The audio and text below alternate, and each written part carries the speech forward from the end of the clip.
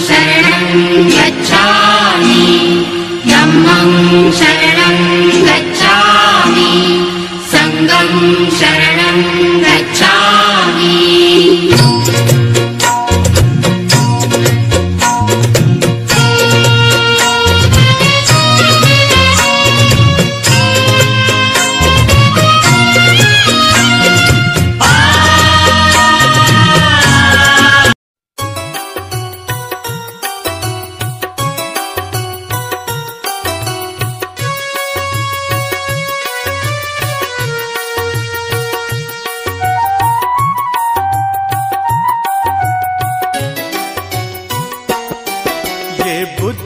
धरती युद्ध न चाहे, चाहे अमन परस्ती।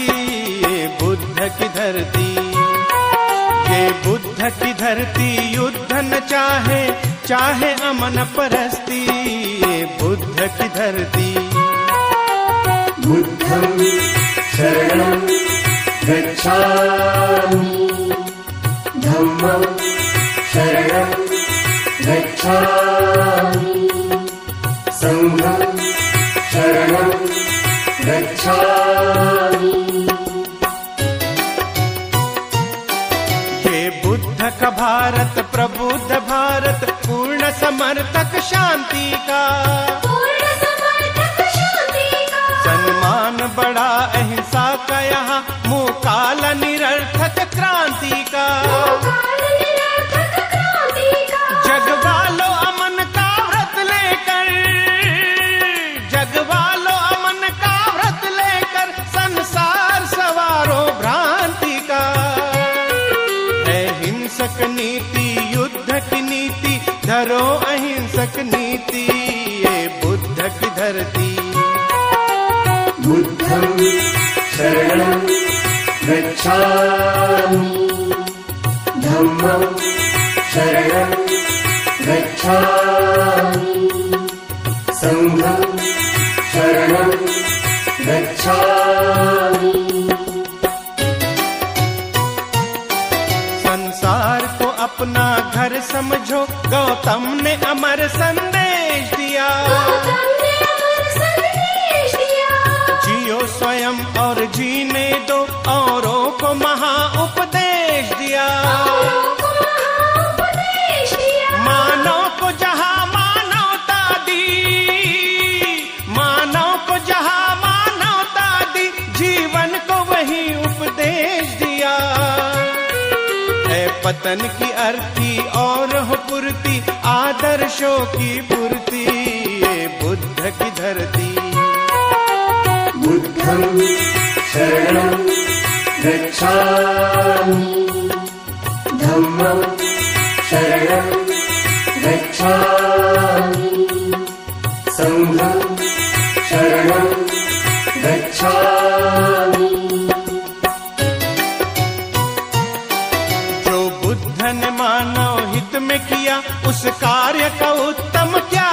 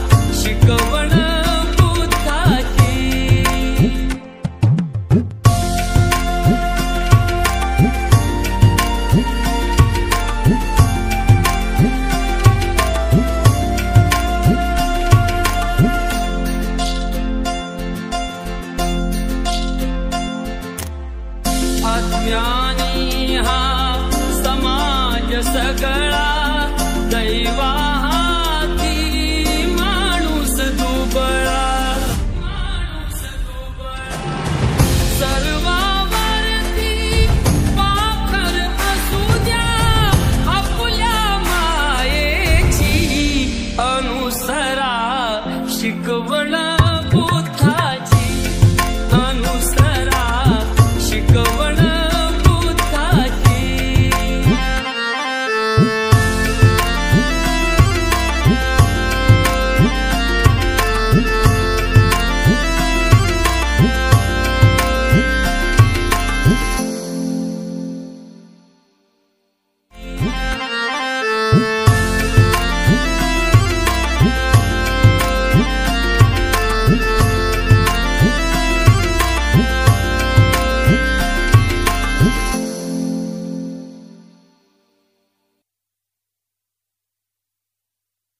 वज्र संघात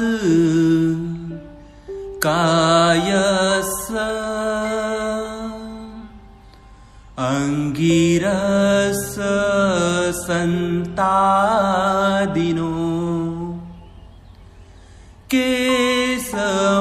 केसमसुहि अखिनं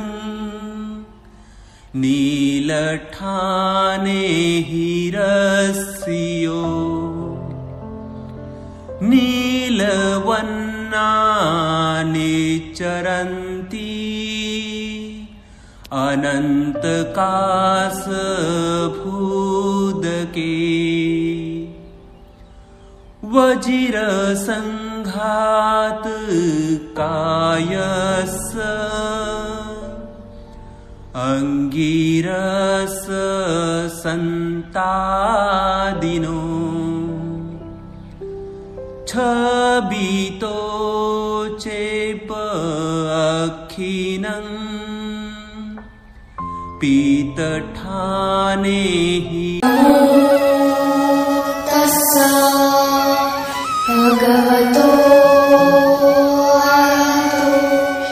सम्मा सम्बुद्धस्स नमो तस्सा भगवतो अरहतो सम्मा सम्बुद्धस्स नमो तस्सा भगवतो अरहतो सम्मा सम्बुद्धस्स बुद्धं शरणं गच्छामि धम्मं शरणं गच्छामि संघं शरणं गच्छामि द्वितीयं बुद्धं शरणं गच्छामि द्वितीयं धम्मं शरणं गच्छामि द्वितीयं संघं शरणं गच्छामि तृतीयं बुद्धं शरणं गच्छामि तृतीयं धम्मं शरणं गच्छामि तृतीयं संघं शरणं गच्छामि पाणातिपाता वेरमणि सिक्खापदं समादयामि अदिन्नदाना वेरमणि सिक्खापदं समादयामि कामेषु मिथ्याचारा वेरमणि सिक्खापदं समादयामि मूसावादा वेरमणि सिक्खापदं समादयामि सूरामेरयमज्जपमाददाना वेरमणि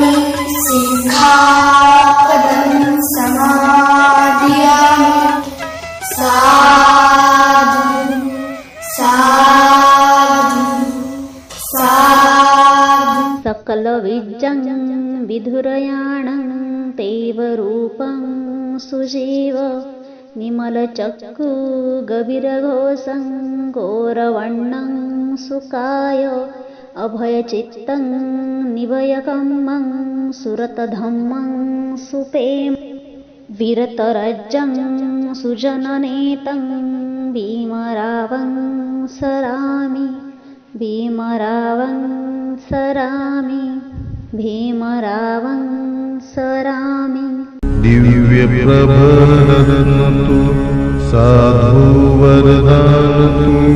अद्य कुलभूषतु भीमराजा सकलविद्यापति ज्ञानसत्सङ्गति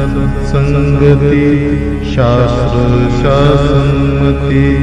बुद्धितेजा पंकजा नरवरा रत्तस्वजनोद्धरा भगवंत आमुचा खरा भक्त काजा चवदार संगरी शस्त्रधरी ताकरी कापलारी उरी रौद्र रूपा मुक्तिपथ कोणता जीर्ण स्मृती जाळिता उजाळीला गतिका मार्ग साधा राष्ट्र घटनाकृती शोभते भारती महामानव बोलती साध संज्ञा शरण बुद्धास शरण धम्मास शरण संगास मी भीमराजा मी भीमराजा मी भीमराजा।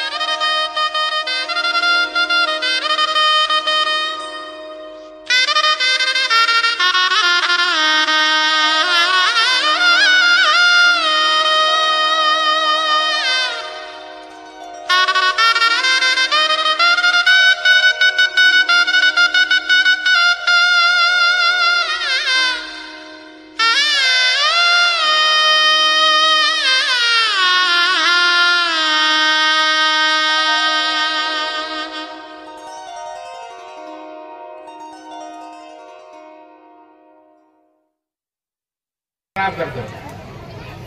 आज खरोखरच आनंदाचा दिवस आहे. मला 27 डिसेंबर 1927 सालची आठवण झालेली आहे. कारण महाडचा सत्याग्रह ज्यावेळेस झाला होता त्यावेळेस अशाच प्रमाणात महिला मोठ्या प्रमाणात आल्या होत्या. खूप मोठ्या प्रमाणात महिला आल्या होत्या त्या ठिकाणी. बाबासाहेबांना खूप आनंद झाला होता. म्हणजे महिला जी प्रगती करेल ती कोणीच करू शकत नाही. जर महिलांनी जर विचार केला या देश जर घडवायचा असेल तर महिलाच प्रगती करू शकते. कारण महिलाशिवाय पुरुषाचं काही चालणार नाही. कारण महिला आहे तर सर्व कुटुंब आहे, सर्व समाज आहे, सर्व देश आहे. महिला बाबासाहेबांना विश्वास होता. कारण त्या काळी अशिक्षित महिला असून सुद्धा बाबा त्या सभेला 3000 महिला आल्या होत्या. महाडच्या सत्यात ते पायी चालत आल्या होत्या. भाकरी फडक्यामध्ये बांधून महाडला आल्या होत्या. तुझी पाहती की बाय बाबासाहेबांची किती ज्ञानाची की बाय होती बाबासाहेबांची. मला खूप आनंद झाला सर्व महिला आलेल्या या ठिकाणी. आज या धम्मसंस्कार केंद्राचं जे भोजनदान आहे, आजचं भोजनदान जे आहे तिथे महिलांनी भारद्वाज भंतेजी, सर्व आदरणीय असलेला भिक्खू संघ, उपस्थित सर्व मान्यवर, उपासक उपासिका, आज आपली वैशाख पौर्णिमा म्हणजेच बुद्ध पौर्णिमा या निमित्ताने जमलेल्या पंचकोशीतील जमलेल्या सर्व माझ्या श्रद्धावान उपासक उपासिका बंधू बहिणींना मी खूप खूप मंगल कामना व्यक्त करतो, शुभेच्छा देतो आणि वेळेचं भान थांबून घेऊन इथं थांबतो. धन्यवाद. जय भीम, जय बुद्ध. धम्म टीम, आपण सर्व अगदी उपासका उपासिका माझे बंधू भगिनी आणि जे आज आपल्याला व्याख्यान देणार आहेत, रोज लाखो हजारो लोकांची आशीर्वाद घेणारे डॉक्टर साहेब आणि सर्व मंडळी असे आज आपल्याला इथं सर्व या धम्म परिषदेच्या निमित्ताने जमलेलो आहोत. निश्चितपणे आपण आपल्या देशातून या धम्मचा सुरुवात झाली, जगात गेली आणि जगातून पुन्हा आता आपल्याकडे येत आहेत. असा हा प्रवास निश्चितपणे आपल्या पूर्ण मनामध्ये राहील आणि त्याचे आपण आकलन करू आणि पुढे आपल्या संसारामध्ये ते ठेवू आणि पुढे चालू. निश्चितपणे हे सर्वांचं याच्या संस्कारानं कल्याण होईल अशी मी आशा बाळगतो आणि आपल्याला सर्वांना या आज वैशाख पौर्णिमेनिमित्त धम्म पौर्णिमेनिमित्त आपल्याला हार्दिक शुभेच्छा देतो आणि मी माझी 2 शब्द संपवतो. जेतवन धम्म संस्कार केंद्राच्या वतीनं आज बुद्ध पौर्णिमेच्या निमित्तानं आयोजित हा कार्यक्रम, या कार्यक्रमाला खरं म्हटलं तर आमचे सन्माननीय आदरणीय डॉक्टर अरविंदजी गायकवाड साहेब यांचं आपण व्याख्यान ऐकायला आलेलो होतो आज. परंतु बल्लासाहेबांच्या आग्रहास्तव शुभेच्छापर 2 शब्द बोलावे असा त्यांचा आग्रह आहे. खरं म्हटलं अरुणजींनी हा जो उपक्रम राबवलेला आहे, त्यांची मेहनत, त्यांचं कष्ट आणि त्यांची जी विचार हे आपल्या समोर या ठिकाणी मागील 10 वर्षापासून आमचा त्यांचा संबंध आहे आणि याच्यावर त्यांचं विचार मंथन होतं की या ठिकाणी जेतवन धर्म संस्कार केंद्र उभं राहावं. जसं की गौतम बुद्धांना जेतवन या ठिकाणी अनाथ पिंडिका यांनी जे त्याला चातुर्मास्य म्हणतो 3 महिन्यासाठी जे त्या ठिकाणी थांबणार होते, त्या ठिकाणी जेतवन या ठिकाणी 3 महिन्यासाठी ते आले होते. पण अनाथ पिंडिकांना त्यांचं कार्य लक्षात आल्यानंतर त्यांनी त्या ठिकाणी 3 महिने राहिल्यानंतर त्यांना ती जागा त्यांना उपलब्ध केली, दानामध्ये दिली होती. आणि गौतम बुद्धांना सुद्धा ती जागा एवढी आवडली की त्या ठिकाणी ती 25 वर्ष त्यांनी त्या ठिकाणी वास्तव्य केलं. तसंच या ठिकाणी अरुणजी बल्लाळ आणि त्यांच्या टीमनी जसा अनाथ पिंडिका बनवून डॉक्टर किल्लारीकर साहेब या ठिकाणी आहेत, तसेच ॲडव्होकेट काकडे साहेब आणि त्यांची सर्व टीम अनाथ पिंडिका म्हणून या ठिकाणी उपलब्ध आहे. म्हणूनच हे जेतवन धम्मसंस्कार या ठिकाणी आपल्या समोर आता उभारी घेत आहेत आणि ह्या माध्यमातून आपला दुसरं धम्म परिषद या ठिकाणी आपल्या समोर होते. या दुसऱ्या धम्म परिषदेला मी माझ्या वतीनं शालिवान पतसंस्थेच्या वतीनं यांना खूप खूप शुभेच्छा देतो आणि या ठिकाणी थांबतो. केंद्र तेलवाडी संयोजक समिती कृती समिती पूज्य भदंत शाक्यपुत्र राहुल, पूज्य भदंत भारद्वाज, सर्व पंचकृत नागरिक, सन्माननीय सदस्य, पुन्हा एकदा सर्वांचा मनापासून आभार. प्रथम सप्रेम जय भीम सर्वांना माझा आणि वंदन माझ्या भिक्खू संघाला. तसंच माझं तथागत संपूर्ण जगाला शांततेचे संदेश देणारे कारुणी तथागत गौतम त्यांचे फक्त मी तुम्हाला 2च विचार मांडणार आहेत, ते तुम्ही शांत चित्तेने ऐकून घ्यावे. बुद्ध हे विचार आहे, दुराचार नाही. बुद्ध हे शांती आहे, हिंसा नाही. बुद्ध हे प्रबुद्ध आहे, युद्ध नाही. आणि बुद्ध हे शुद्ध आहे, तर तोफान नाही. सर्वांना बुद्ध पौर्णिमेच्या सर्वांना मी शुभेच्छा देते. आणि मला आणखीन एक गोष्ट सांगायची आहे. हे एक ऐतिहासिक आहे सत्य की लोककल्याणासाठी गौतम बुद्धाने पूर्ण प्रपंच संसार सोडले. त्यानंतर अशोक सम्राटांनी आपलं युद्ध सोडलं. त्यानंतर महात्मा ज्योतिराव फुले यांनी आपलं घरदार सोडलं. त्यानंतर आपले भारतरत्न डॉक्टर बाबासाहेब आंबेडकर यांनी आपला धर्म सोडला. आणि त्यानंतर आपण जरी किमान अहंकार जर सोडला ना, तर आपण एक इतिहास घडवू शकतो. एवढेच मी माझे 2 बोलून शब्द संपवते. जय हिंद, जय भारत, जय भीम. साहेब डॉक्टर अरविंदजी गायकवाड, आपण या विचार मंचावर येऊन 15 ते 20 मिनिटं मार्गदर्शन करावं.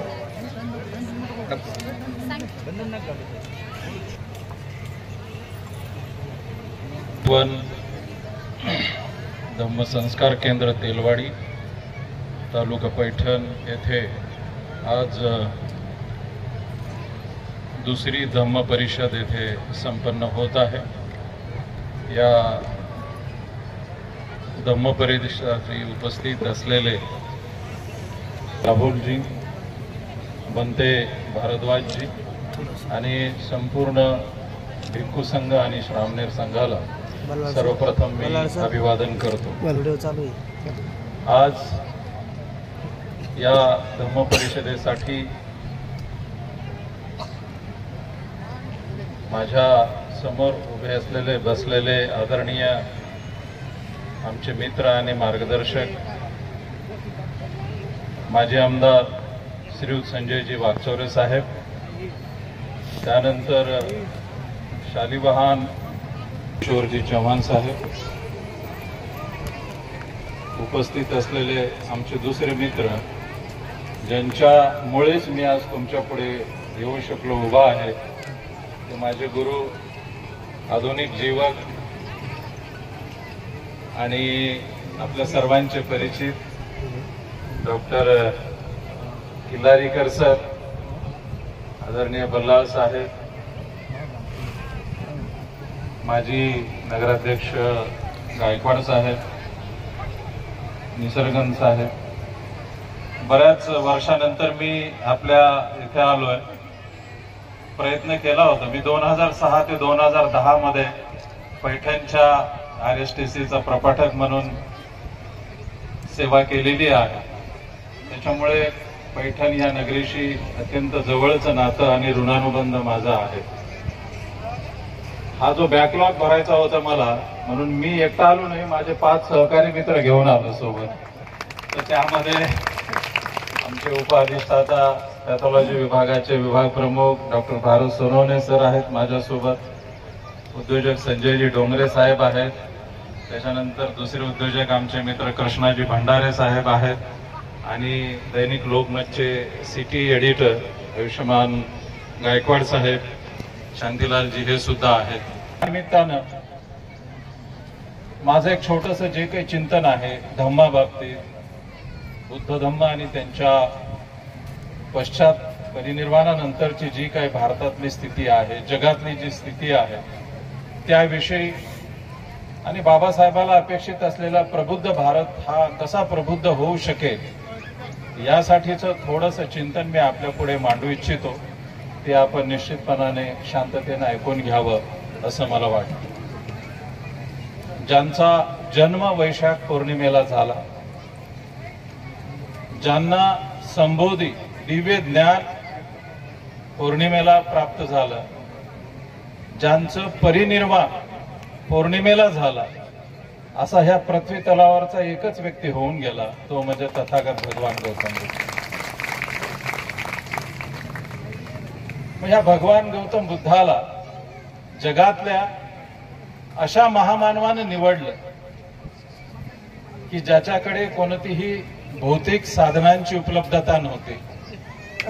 ज्यांच्याकडे शिकताना राहण्यासाठी 10 बाय 10च्या खोलीशिवाय काही नव्हतं, त्या खोलीमध्ये तो एकटाच महामानव राहत नव्हता, तर त्यांच्यातले 10-12 लोक तिथे राहत होते कुटुंबातली.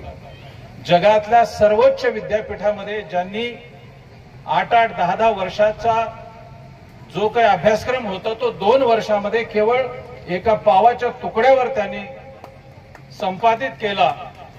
आणि मग अशा महामानवानं जगात जे जे श्रेष्ठ आहे ते तुम्हा आम्हाला दिलं. आणि त्या श्रेष्ठ असणाऱ्यापैकी एक जो धम्म आहे तो बौद्ध धम्म दिलेला आहे. मला असं वाटतं की याचं आकलन, याची भूमिका आणि याबद्दलची जी काही आपली तळमळ आणि आपलं एक्झिक्युशन जे आहे ते इतकं आदर्शवत पाहिजे. हे जर आपण प्रत्येक जण करू शकलो तर निश्चितपणे मला असं वाटतं की स्वतःची 4 मुलं, म्हणजे ज्यांच्या मृत्यूनंतर ट्रीटमेंटसाठी कफन नसलेला असा पिता जो आज आपल्याला सन्मानानं इथं उभं राहून बोलण्याची अभिव्यक्ती स्वातंत्र्य देतो, त्या डॉक्टर बाबासाहेब आंबेडकरांच्या विचाराला मी सर्वप्रथम अभिवादन करतो, त्यांच्या प्रतिलाही अभिवादन करतो. मी आज जो विचार, मी जे काही म्हणेन, मी इथे जो आज आलोय त्याचं कारण हेच आहे. मी भाषण करतच नाही, मी भाषण करत नाही. मला कोणता नेता किंवा काही एखादी इलेक्शन लढवायचीच नाहीये. त्याच्यामुळे माझी जी तळमळ आहे, मी जे काही बोलेल यावर आपण कसं आचरण करू याच्यासाठीचा एक तरी निर्णय आज तुम्हाला इथे घ्यावाच लागेल. तर ती खरी बुद्ध पौर्णिमा आहे हे मी तुम्हाला सांगतो. बल्लाळ साहेबांनी सांगितलं आता की महिलाची उपस्थिती जी आहे ही महिलांची उपस्थितीच बाबासाहेबांच्या चळवळीचं एक वेगळं वैशिष्ट्य आहे. मी तर असं म्हणतो, बाबासाहेब एका भाषणामध्ये असं म्हणतात, if you want to measure progress of any nation, तुम्हाला एखाद्या राष्ट्राच्या देशाची प्रगती जर मोजायची असेल, then you have to measure the progress of women in that country. तर तुम्हाला त्या देशातल्या महिलांचा प्रगती, विकास आणि स्टेटस काय हे जर तुम्हाला मोजता आलं आणि त्यांचं स्टेटस जर हे पुढे असेल तर निश्चितपणे ते राष्ट्र प्रगत राष्ट्र असेल. हे बाबासाहेबांचे महिला संबंधीचे असे उद्गार आहेत. मित्रहो, खरं तर आज बौद्ध पौर्णिमा आहे. तथागताचा धम्म जो आहे, तथागताचा धम्म हा कसा वेगळा आहे, त्यामध्ये काय गोष्टीचा अंतर्भाव आहे आणि आपली काय जबाबदारी आहे, या दृष्टीनं आज आपण थोडंसं चिंतन करूया. सर्वप्रथम तर मी हे फार स्पष्ट आणि निक्षून सांगतो, बाबासाहेब, बुद्ध फुले शाहू आंबेडकर हे महापुरुष, युगपुरुष हे कुण्या जातीची मक्तेदारी नाहीये, हे कुण्या धर्माची मक्तेदारी नाहीये. कोणत्याही धर्माचा माणूस, कोणत्याही वेशभूषेतला माणूस, कोणत्याही भौगोलिक परिस्थितीत राहत असणारा माणूस, कोणत्याही सोशो इकॉनॉमिक स्टेटस मध्ये असलेला माणूस जर तो तर्काने वागत असेल, विवेकाने निर्णय घेत असेल, त्याच्या हृदयामध्ये समता, बंधुत्व, प्रेम असेल, वैश्विक कल्याणाची भाषा असेल, जगाच्या या पृथ्वीवर जन्मलेल्या सर्व जीवसृष्टीची मंगल कामना जर त्याच्या हृदयात असेल तर तो कृतीनं बुद्धच आहे, हे त्याच्या मागची भूमिका. म्हणून तुम्ही आम्ही सुद्धा, म्हणजे बुद्ध हे काही मागासवर्गीय जातीमध्ये जन्मलेले नाहीत. बुद्ध हे क्षत्रिय समाजात क्षत्रिय पुत्र आहेत. ते त्यांचे वडील, त्यांची आई हे क्षात्र तेजातले, क्षात्र घराण्यातले आहेत. एका नदीच्या पाण्याच्या तंट्यावरून त्यांनी गृहत्याग केला आणि मग त्यांच्या लक्षात आलं की जगामध्ये दुःख आहे, तर हे दुःख कसं दूर करता येईल यासाठी त्यांनी गृहत्याग केलेला. आणि म्हणून गृहत्याग केल्यानंतर बुद्धाला जे जे ज्ञान प्राप्त झालं ते ज्ञान प्राप्त, मला जे प्राप्त झालंय ते इतरांना दिलं पाहिजे. म्हणून मग त्यांनी त्यांचे संपूर्ण उर्वरित 40 वर्षाचं एकंदरीत आयुष्य जे आहे संबोधी प्राप्तीनंतरचं ते त्यांनी भारतभर पायी फिरून त्यांनी हे सगळं दिलेलं आहे. मित्र हो, मी आजच आमच्या मित्रासोबत येताना सांगितलं की बुद्ध हे त्या काळातले 2500 वर्षापूर्वीचे हे पहिले सायंटिस्ट आहेत, हे पहिले डॉक्टर आहेत. त्यांनी माणसाच्या मनाचं पहिल्या प्रथम व्यवस्थापन केलेलं आहे. माणसाच्या दुःखाचं डॉक्टरकडे तुम्ही जाता, आमच्याकडे येता, आम्ही विचारतो तुम्हाला काय त्रास होतो, तुम्ही सांगता पोट दुखतंय, तुम्ही सांगता जळजळ होते, तुम्ही सांगता अमकं झालं. मग आम्ही ते पाहतो, तुमच्या काही तपासण्या करतो आणि मग तपासण्या करून आम्ही तुम्हाला सांगतो की सिटी स्कॅन करा, तुम्हाला सांगतो MRI करा, तुम्हाला सांगतो हे ब्लड टेस्ट करा, युरिन टेस्ट करा आणि मग त्याच्यामध्ये आम्हाला निदान करता येते. डॉक्टर निदान करतो, डायग्नोसिस करतो आणि मग डायग्नोसिस झाल्यावर एक ट्रीटमेंट लिहून देतो. ती ट्रीटमेंट ज्यांनी घेतली, ती उपचार पद्धती ज्यांनी घेतली, तो रुग्ण ठणठणीत बरा होतो. या समाजाला लागलेलं देवाचं, धर्माचं, जातीचं, श्रीमंतीचं, जन्मतःच मी श्रेष्ठ आहे अशा अनेक व्याधींचा उपचार सर्वप्रथम जर कोणत्या डॉक्टरने केला असेल तर तो 2500 वर्षापूर्वी तथागत भगवान गौतम बुद्ध. ती आधी कल्याणाची होती, आता कल्याणाची आहे आणि येणाऱ्या पिढ्यानपिढ्या कल्याणाची आहे. ही त्रिकालबाधित सत्य आहे, त्याच्यामध्ये कोणताही अतिशोक्ती नाही. म्हणून आईन्स्टाईन सारखा शास्त्रज्ञ सुद्धा हे म्हणतो की जेव्हा माणसाच्या विवेकाची पातळी माणसाच्या ह्या जगात शिल्लक राहील आणि तो पराभूत होणार नाही तर तो बौद्ध धम्म आहे, हे आईन्स्टाईनचं म्हणणं आहे. हे माझं नाही, हे आपल्या पडोस्याचं नाही किंवा आपल्या स्पॉन्सरचं नाही किंवा आपल्या ओळखीच्याचं नाही. बर्ट्रांड रसेल असेल किंवा जगातले जे अनेक विद्वान लोक आहेत त्यांनी हेच सांगितलेलं आहे की तुम्ही हे करा म्हणजे निश्चितपणे तुम्हाला याचा फायदा होईल. बुद्धाचं तत्वज्ञान त्रिपिटक नावाचे जे ग्रंथ आहेत, त्रि म्हणजे 3 आणि पिटक म्हणजे पेटारे, असे 3 मोठे पेटारे ज्याच्यामध्ये अनेक ग्रंथ आहेत. 3 लाख ग्रंथ असलेला या पृथ्वीवरचा सगळ्यात मूलगामी धम्म म्हणजे बौद्ध धम्म. तर ह्या त्रिपिटकामध्ये बुद्धाने जे काही 84,000 उपदेश दिलेले आहेत, 84,000 जे काही स्कंद आहेत, या स्कंदाचं विवेचन, या स्कंदाचं चिंतन, या स्कंदाच्या या उपदेशाचं अनुसरण ज्यांनी ज्यांनी केलं तो अर्हत पदाला पोहोचलेला आहे. म्हणून मला असं वाटतं की बाबासाहेबांनी आपल्याला 14 ऑक्टोबर 1956 हा धम्म दिलेला आहे. कसं आहे की जगामध्ये 4 धर्म प्रामुख्याने आहेत. ख्रिश्चन, दुसरा इस्लाम, तिसरा हिंदू धर्म आणि चौथा बौद्ध धर्म. तुम्ही जगाच्या बहुतांशी कोणत्याही कामावर व्यक्ती आणि देव यांचा जो काही संबंध आहे तो धर्मामध्ये आहे. धम्मामध्ये का, धर्मामध्ये असा एक कन्सेप्ट आहे की तुम्ही मला मानलं पाहिजे कारण मी ईश्वर आहे, तुम्ही मला मानलं पाहिजे कारण मी ईश्वराचा पुत्र आहे, तुम्ही मला मानलं पाहिजे कारण मी प्रेषित आहे, तुम्ही मला मानलं पाहिजे कारण हे तुम्हाला मानावंच लागेल. आणि हे जर तुम्ही केलं तर यामध्ये स्वर्ग मिळेल, हे जर तुम्ही नाही केलं तर यामध्ये तुम्हाला नरक मिळेल, हे जर तुम्ही नाही केलं किंवा असं केलं तर हे सगळ्या गोष्टी ज्या आहेत व्यक्ती व्यक्तीमधला जो संबंध आहे या संबंधामध्ये व्यक्ती आणि वरची अलौकिक शक्ती यांच्यामधलं ते नातं आहे. पण धम्मामध्ये असं नाही. धम्म म्हणजे माणसाने माणसाशी कसं वागावं, माणसाने माणसाशी कसे संबंध ठेवावे, माणसाचं माणसाशी जे नातं आहे ते धम्मामध्ये सांगितलेलं आहे. म्हणून तथागत भगवान गौतम बुद्ध असं म्हणतात की मी देव नाही, मी सांगितलं म्हणून तुम्ही ऐकायचं नाही, माझ्या उद्देशामध्ये असं आहे म्हणून ते तुम्ही पाळायचं नाही. मी जे काही तुम्हाला सांगतोय हे मी यासाठी सांगतोय की मी सांगितलेलं हे खरं आहे की नाही, हे सत्य आहे की नाही, हे तुम्ही तुमच्या बुद्धीच्या कसोटीवर तपासून पाहिलं पाहिजे. मला तेलवाडीला यायचं आहे, बुद्ध तेलवाडीला येऊन गेले, त्यांनी सांगितलं छत्रपती संभाजीनगरहून सरळ निघायचं, रस्त्यामध्ये काम चालू आहे, काही ठिकाणी खड्डे आहेत, काही ठिकाणी टर्न घ्यावे लागतील आणि मग तुम्हाला सरळ इथं येऊन तेलवाडी इथे सापडेल.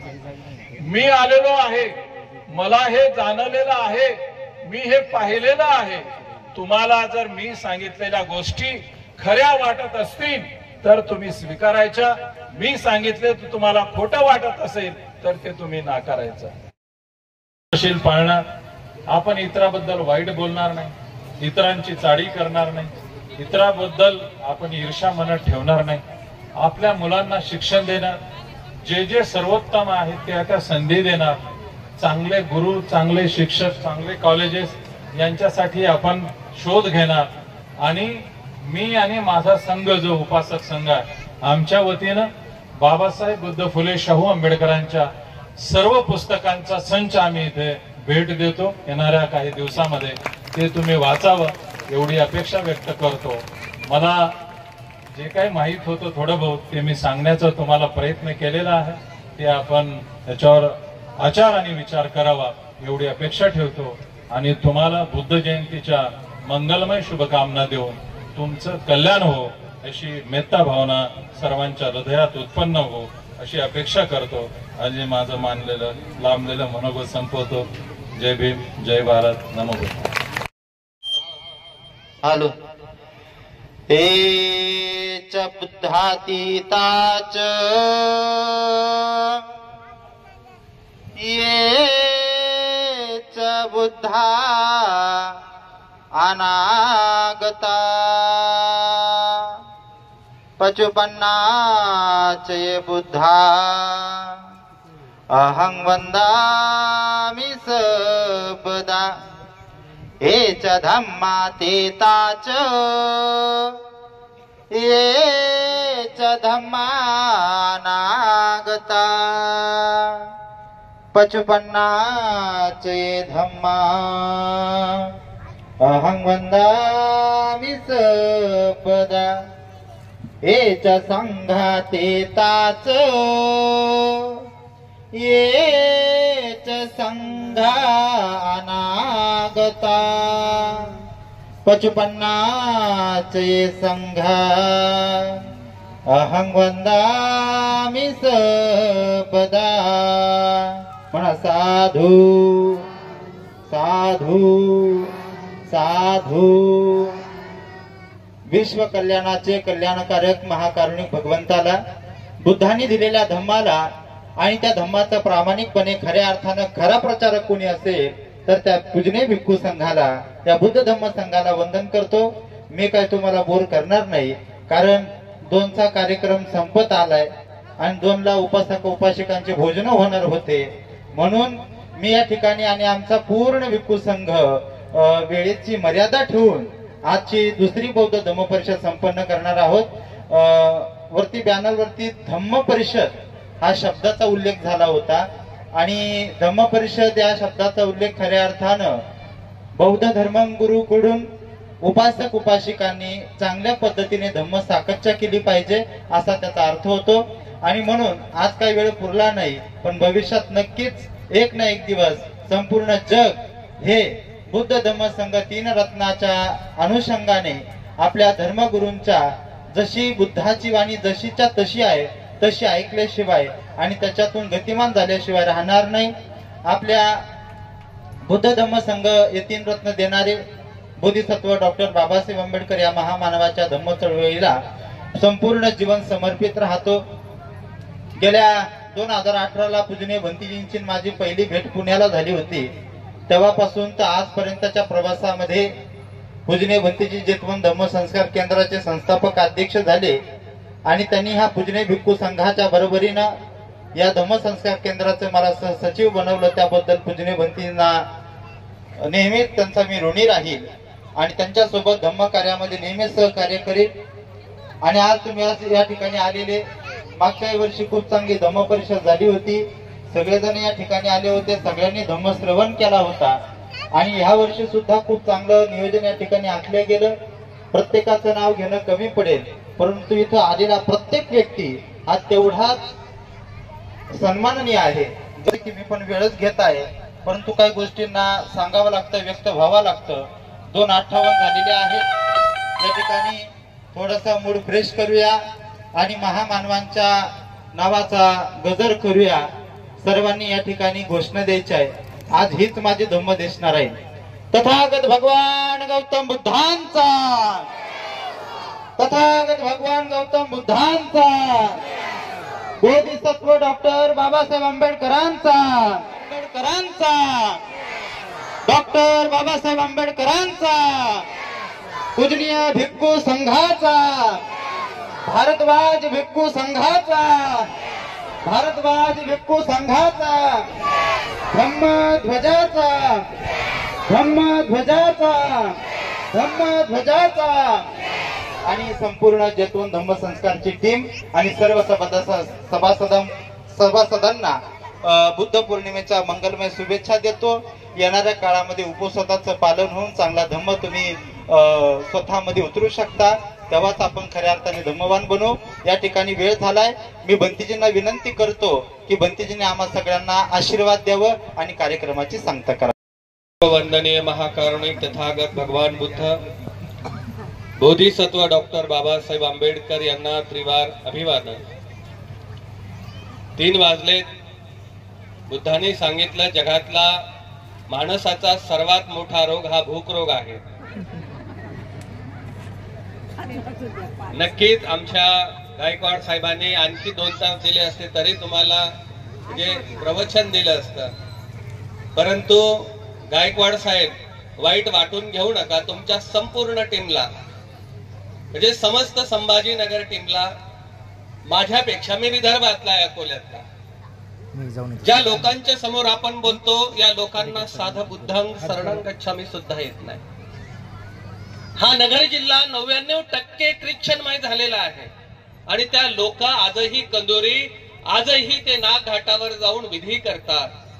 हा जो समाज इथं आला, या समाजाला यांचे जे लेकरं आहेत मागच्या वर्षीपासून बसलेले धम्मसंस्कार केंद्रातून, आम्ही डॉक्टर साहेबाला बोललो, बल्लाळ बाबाला बोललो की नक्कीच गायकवाड साहेबांचं नाव मोठं आहे, मोठ्या प्रमाणात बोलतात, तर आपण त्यांना 10 दिवसाच्या सेमिनारीमध्ये बोलवू, 10 दिवसाच्या प्रशिक्षणात बोलवू.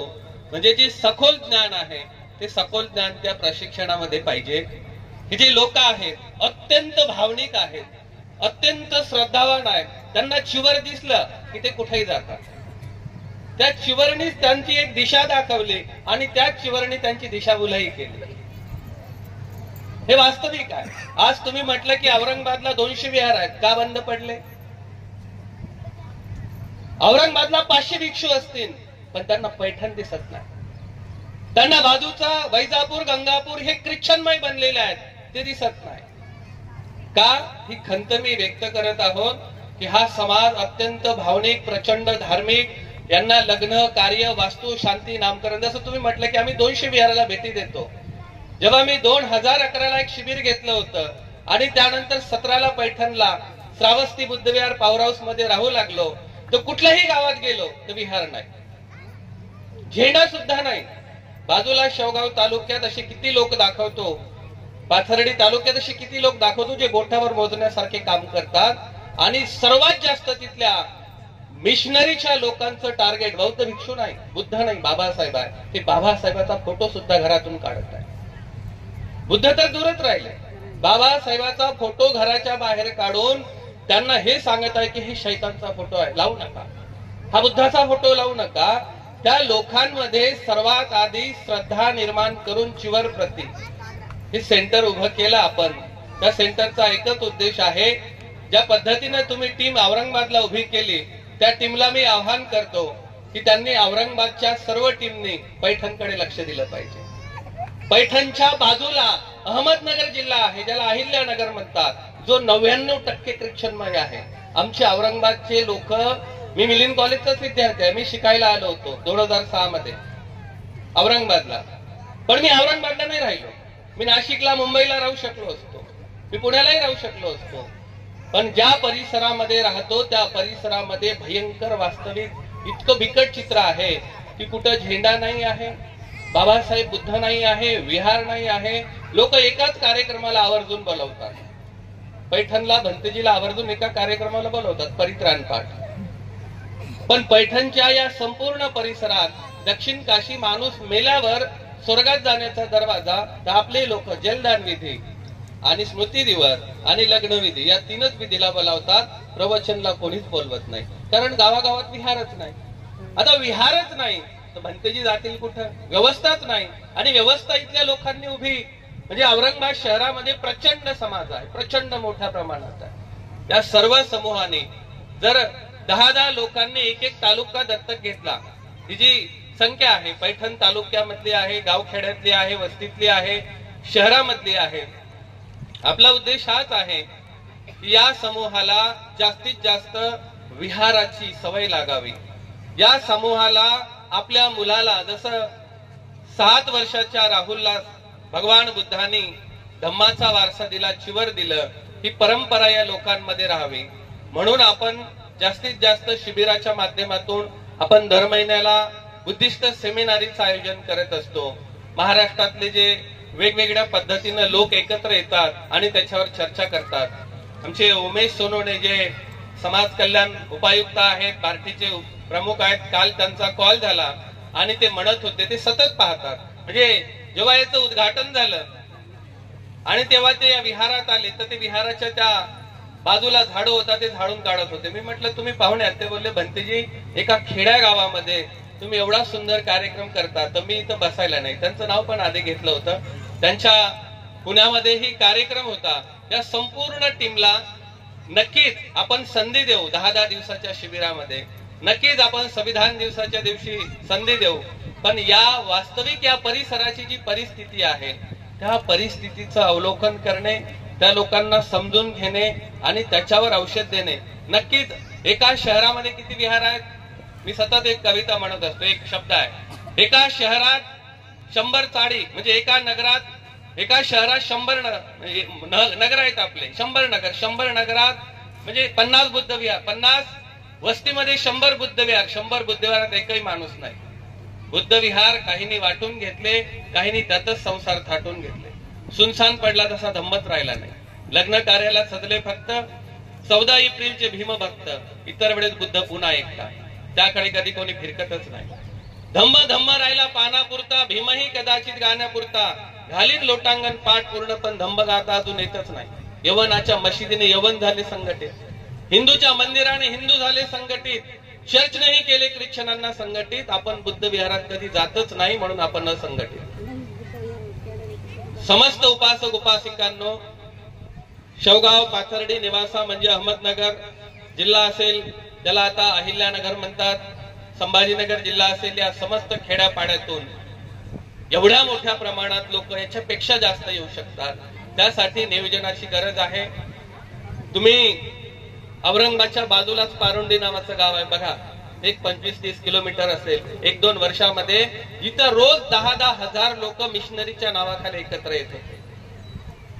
औरंगाबादच्या 30 किलोमीटरच्या अंतरावर जिथं चर्च मध्ये कोणताही रोग असतो 10,000 5,000 लोक एकत्र येत होते. कोणते लोक आहेत ते? SC/ST लोक आहेत, ओबीसीचे लोक आहेत. बाजूला 30 किलोमीटर औरंगाबादला बलाढ्य मोठे मोठे अधिकारी आहेत, मोठे मोठे भिक्खू आहेत, पण त्या लोकांना धम्म सांगण्यापासून आपण वंचित आहोत. हे एवढे मोठे जर लोक आज इथं एकत्र आले तर इथं कुठले तरी आमदार येतील, कुठले तरी खासदार येतील, कोणीतरी आपल्याला निधी देईल नाही. या परिसरात कोणीतरी एक चिवर घालून व्यक्ती फिरतो, तो लोकांमध्ये श्रद्धा निर्माण करतो आणि तो लोकांना विश्वास देतो की अज्ञान अंधश्रद्धेत तुमचं कल्याण नाही, बुद्ध बाबासाहेबात कल्याण आहे. आणि ते फक्त एका दिवसाच्या प्रवचनात नाही, तुमच्या मुलांनाही तुम्ही श्रमण बनवा, त्यांनाही तो वारसा द्या आणि त्यांनाही नीतिमान बनवा. ही परंपरा, ही प्रगती आपल्याला लोकांपर्यंत घेऊन जायची असेल म्हणजे समाजाचं शोषण प्रत्येक धर्मामध्ये करतात. मी असं म्हणेल नाही एकाच धर्मात करतात. धर्मगुरूंनी वेगवेगळ्या पद्धतीनं वेगवेगळ्या ठिकाणी बुद्धाचं, बाबासाहेबांचंही दैवीकरण केलं, मोठ्या प्रमाणात केलं. बौद्ध धर्मामध्ये सर्वात मोठं अडचण ही आहे, आम्ही कितीही शुद्ध बौद्ध व्हा पण लग्न करताना पोटजातच पाहतो. पोटजात ही सर्वात मोठा रोग आहे. बुद्धांग शरणं गच्छामी म्हणजे मी जातीला नाकारलं आणि जातीला नाकावर लावरला ही महाराष्ट्री पोटजात येते. जसं गायकवाड साहेबांनी सांगितलं, विदर्भ, मराठवाडा, पश्चिम महाराष्ट्र, म्हणजे लग्न व्यवहार करताना ह्या समस्या खूप आहे.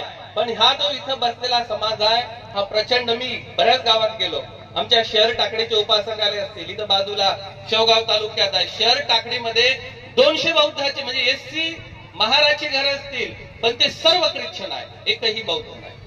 पण या श्रामणेर शिबिराचा परिणाम असा झाला की त्यांनी इथल्या संघाला तिथं नेलं, भोजनदान दिलं आणि बौद्ध बनण्याची आता प्रक्रिया सुरू आहे. म्हणजे जे लोक बाबासाहेबांच्या धम्म दीक्षेमध्ये सहभागी नव्हते, जे लोक बाबासाहेबांच्या धम्म क्रांतीमध्ये सहभागी नव्हते, त्या जेतवनच्या धम्म क्रांतीमुळे बौद्धाकडे येतात. आणि म्हणून इथल्या परिस्थितीला नक्कीच माणसाचा रोग हा डॉक्टर तपासल्यावरच इंजेक्शन देते, पण इथल्या लोकांच्या मानसिकतेचा रोग हा भयंकर आहे, हा डॉक्टरला सुद्धा तपासता येणार नाही. इथल्या लोकांची मानसिकता बदलायची असेल तर आम्हाला हिंदू धर्माच्या पेक्षा इथलच्या ख्रिश्चन मिशनरीचा जास्त अभ्यास करावा लागेल. ती आमच्या लोकांच्या मेंदूत एवढी मिशनरी का आवाजात तुम्हाला आशीर्वाद देत आहे. आशीर्वाद मुद्रा एक साथ शेवटचा आशीर्वाद शुरू करेंगे. शुरू कर.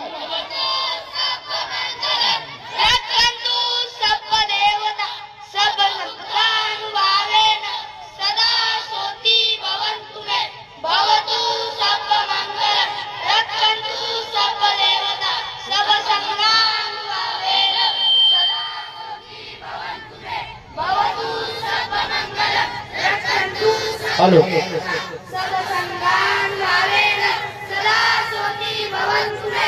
म्हणा साधू साधू साधू. बुद्धं नमामि, धम्मं नमामि, संघं नमामि. जय भीम.